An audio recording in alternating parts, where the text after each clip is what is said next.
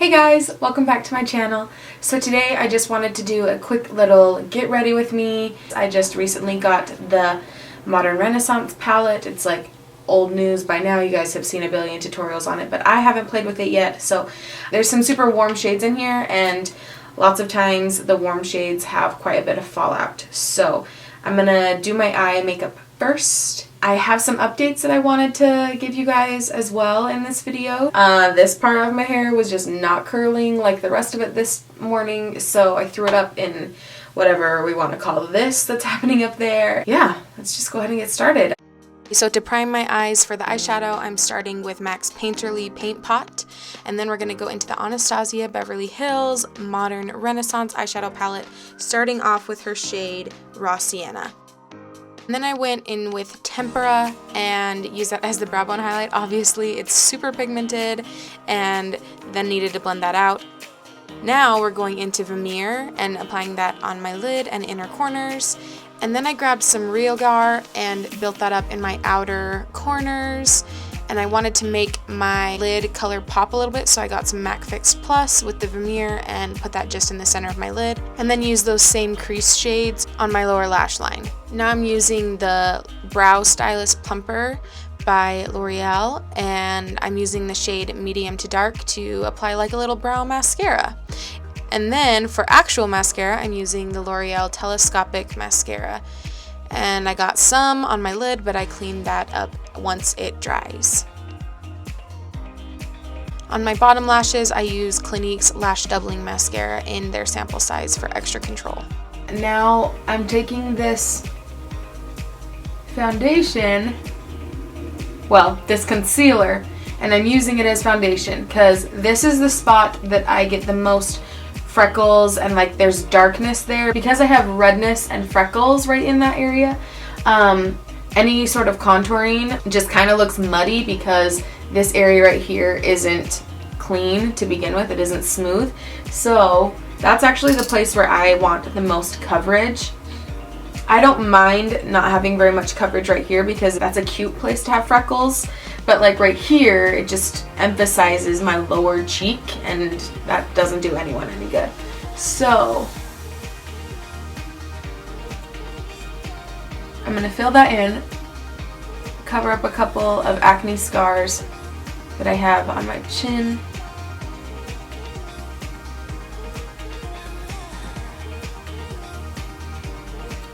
And then just subtly with the stuff that's like left over on this sponge, just dust that under my eyes. Dust, smear it, because it's definitely not a powder. It's a liquid. And then along the bridge of my nose, and then just a little bit up here.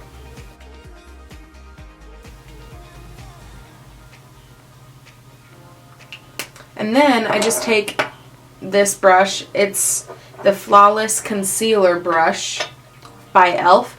And all I'm doing is just kind of smoothing those edges.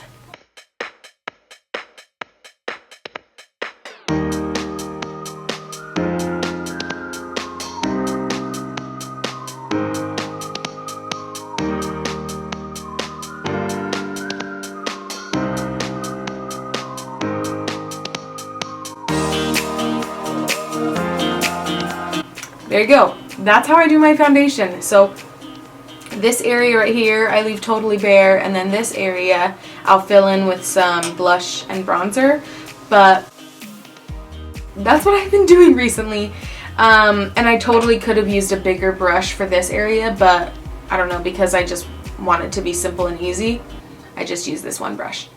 And then I'm going to go in with this guy as my bronzer. So this is the Bare Minerals Bare Skin Sheer Sun. And I think they only have one shade. It's a universal bronzing shade, and it's super, super watery. Like, so wet. So I apply it on a dense face brush. This is the Expert Face Brush by Real Techniques. And I do like 4 drops on the top of my brush. And then I just kind of like pat it along where I would contour.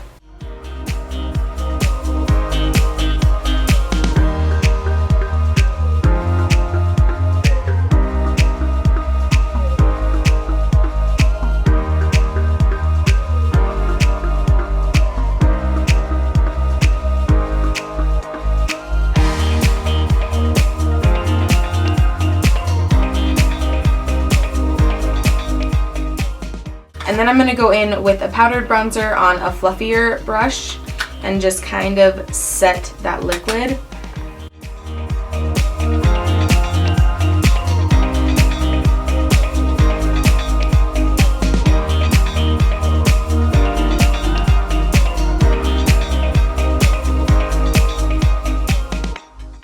Okay, and now I'm going to use a blush. I'm going to go in with this Studio Makeup in the shade Sahara. It's like rose and beige. If rose and beige were to have a baby, it would be this color. I really, really like it. So I'm taking this blush brush by Real Techniques, just doing upward sweeping motions.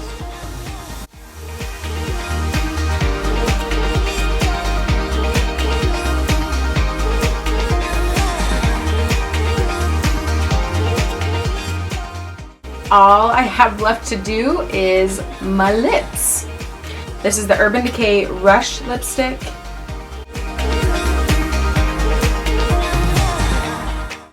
I guess the lipstick in the shade Rush.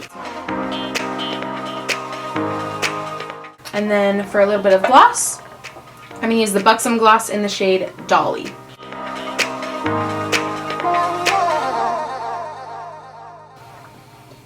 That's the look, you guys. That's all that I do.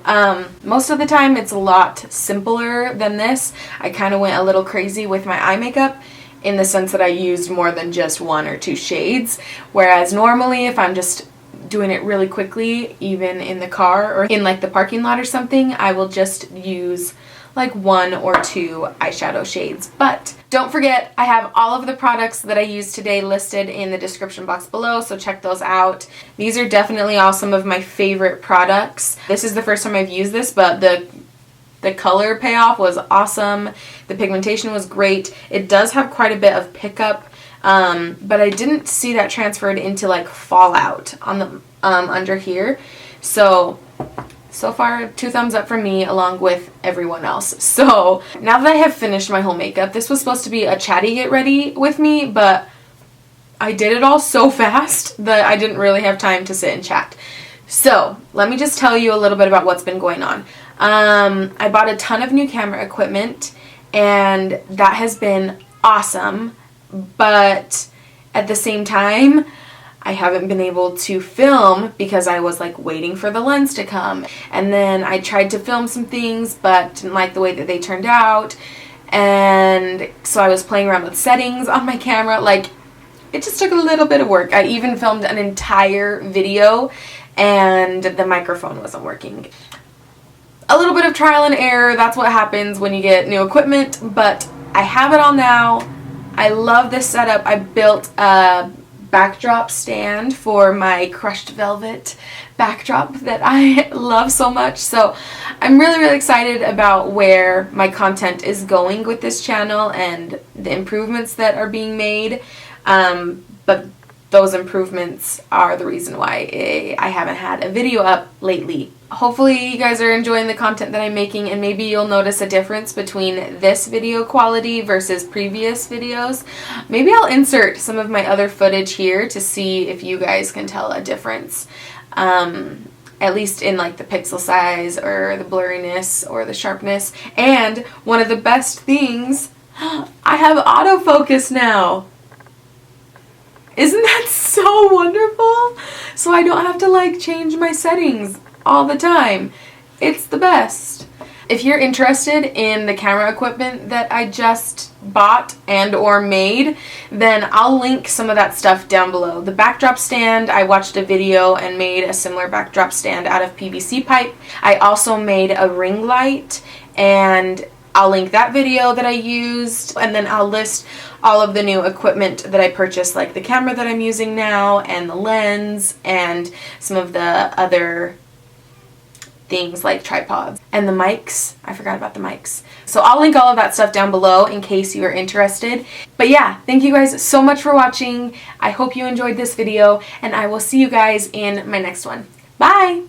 I don't even know what's happening with my hair right now, but whatever. You know what I think the biggest skill for mascara is? Knowing when to stop. I sometimes don't have that skill yet, but I would say that that's a very, very important part of the mascara process. Like, girl, those crusty crusts I got. Whew! I go right along here. Am I too washed out? My camera settings might be too high. Let me go and change those. Oops, wrong direction. Okay. That's a little bit better.